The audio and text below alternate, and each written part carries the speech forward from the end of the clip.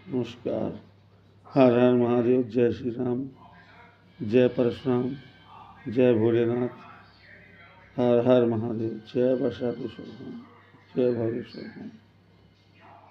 मैं अपने देश के समस्त नेताओं से, बुद्धिजीवियों से, जो वास्तव में अपने आप को बुद्धिजीवी कहते हैं, नेता यानी नेतृत्व करने वाला कहते हैं, अपने आप को नेतृत्व करने वाला समझते हैं, वो किसी भी धर्म जात मजहब का, मुझे और शायद 99% ब्राह्मण समाज व क्षत्रिय समाज व सामान्य वर्ग को किसी जात धर्म संप्रदाय से कोई नफरत नहीं, कोई एलर्जी नहीं। हमारी यह बात सरकार से है, सरकार के बनाए कानून से है, और कानून का विरोध करना हमारा जो है कार्य नहीं है। मैं सिर्फ जो कानून है उसके विरोध में ये कहना चाहता हूँ कि वह केवल कानून में जो अराजकता है उसको ख़त्म करें। अराजकता क्या है? तो मान्यवर, अराजकता उसमें यह है कि एक संप्रदाय, एक मतलब समुदाय को दरकिनार किया गया। आज भारत में बीजेपी का जो बोलबाला है, वो बोलबाला सिर्फ हिंदुत्व के नाम पर है भाई साहब। संप्रदाय, जात, मजहब के नाम पे नहीं। मजहब के नाम पे है, जात पे नहीं। मजहब यानी हिंदू धर्म, यानी सनातन। तो सनातन की इस कड़ी को तोड़ने का काम मोदी जी आप कर रहे हैं। आप विदेशों में घूमे हैं, विदेशों में गए हैं, तो मैंने सोचा था वहाँ से कुछ अच्छा सीख के आओगे आप, हम लोग कुछ अच्छा दोगे, कुछ बेहतर दोगे। लेकिन आपने हमारे समाज को तोड़ने का काम किया, यानी हिंदू धर्म को तोड़ने का काम किया। तो मैं सभी नेताओं से, हिंदू समाज के जितने भी नेता हैं, हिंदू समाज के जितने भी लोग जानने वाले हैं, हिंदू समाज के धर्म विरोधी नहीं है। सामान्य में हमारे मुस्लिम भाई भी आते हैं कुछ, जैसे शेख सैयद पठान जो भी हैं, ये लोग भी आते हैं, उनके लिए वही चीज़। तो यह जो काला कानून है कि एक तरफा मार दो, उसने कहा मुझे गाली दिया, आपने मान लिया, भेज दिया, नहीं, आप उस पर जाँच करिए। जाँच करने के बाद उस बच्चे के भविष्य के साथ खिलवाड़ करिए। अगर उसने गलत किया उसको सजा दीजिए। लेकिन अगर गलत है, कौन जिसने FIR किया, तो उसे भी वही सज़ा मिलनी चाहिए जो उसको मिली है। तो मान्यवर, आपसे निवेदन है कि आप एक कानून या तो हटाएं, या सामान्य वर्ग के खास जो बुद्धिजीवी वर्ग हैं, ब्राह्मण, क्षत्रिय, वैश्य, कायस्थ, पठान और सैयद, ये लोग भी, इन लोगों से कहते हैं अगर आप किसी पद पे हैं, आप अधिकारी, कर्मचारी, मतलब सफाई कर्मी से लेके आप IS PCS तक जिस भी पद पे बैठे हैं, अगर जरा भी आप में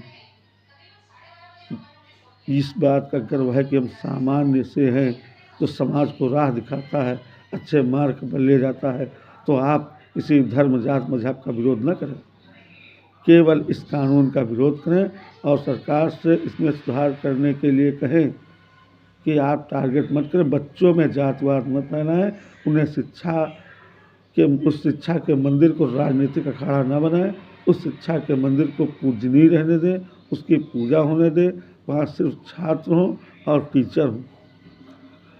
वो गुरुकुल है, उस गुरुकुल को गंदा मत करिए, नहीं तो शायद रावण से बड़ा पाप आपको लगेगा।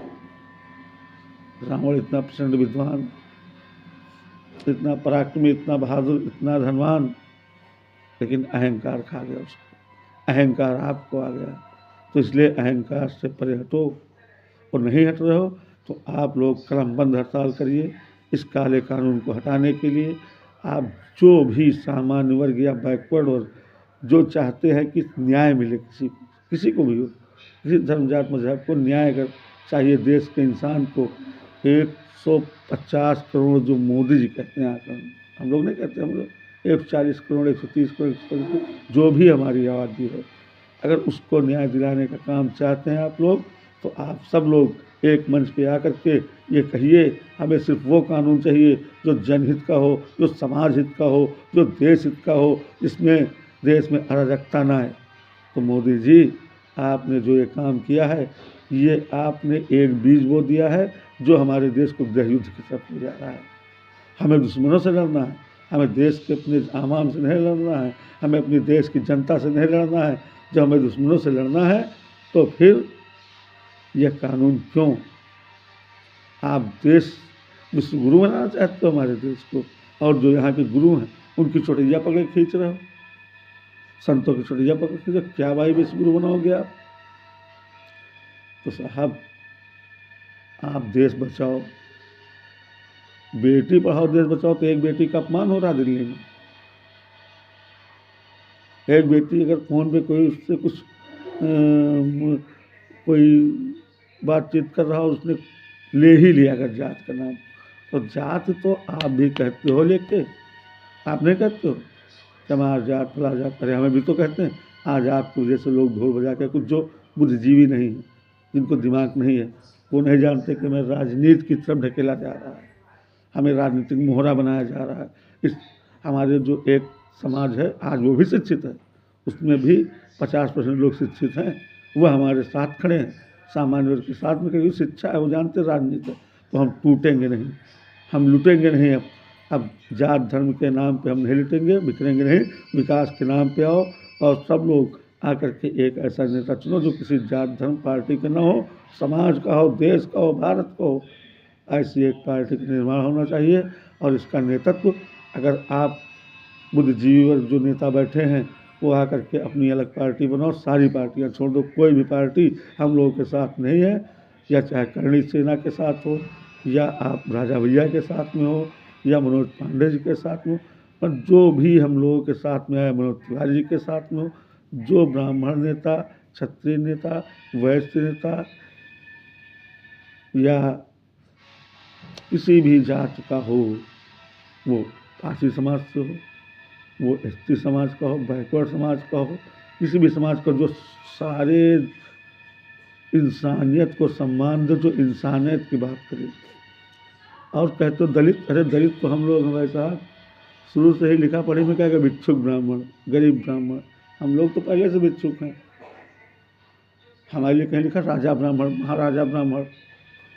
ऐसा इसलिए बड़ा कहते हम तो बड़े नहीं हैं, हम आपके दरवाजे आते हैं, आपसे कहते हैं। जैसे आजकल नेता वोट मांगते, हमारे पूर्वज तो आपके दरवाजे आते थे, ऐसा कहते थे। हमने कहाँ समाज का भी खंडन किया, हम तो समाज को जोड़ने का काम करते थे।